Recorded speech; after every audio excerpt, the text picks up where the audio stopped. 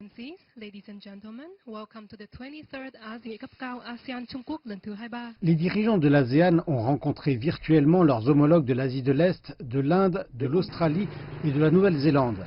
Mais il n'y a eu aucune réunion des dirigeants avec les États-Unis. Même rien qui s'en rapproche. Les États-Unis ont seulement désigné le conseiller à la sécurité nationale Robert O'Brien comme leur représentant. Et ses commentaires sur le partenariat avec l'ASEAN n'ont jamais sonné aussi vide. Pendant l'administration Trump, le niveau de participation n'a pas été très élevé. À présent qu'une nouvelle administration arrive aux États-Unis, espérons que dans le futur, l'implication des États-Unis dans de tels forums sera revivifiée. Plus tard, les dirigeants de l'ASEAN et de la Chine, du Japon et de la Corée se sont rencontrés et une grande partie des discussions de cette réunion ont tourné autour de la nécessité d'éviter les déclarations incendiaires et de rechercher des solutions à l'amiable aux différends.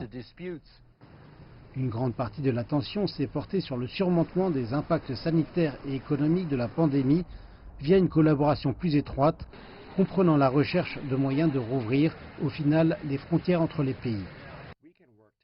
Nous pouvons travailler ensemble pour atténuer la pandémie, pour ouvrir l'économie et garantir que les chaînes d'approvisionnement, la stabilité des opérations industrielles continuent à soutenir la reprise économique avec solidarité, coordination et inclusion. Nous allons profiter de l'élan existant et intensifier la coopération ASEAN+3 afin de réduire progressivement la menace du Covid-19, d'atténuer l'impact de la pandémie, de maintenir la stabilité financière et macroéconomique et de garantir une reprise complète et durable.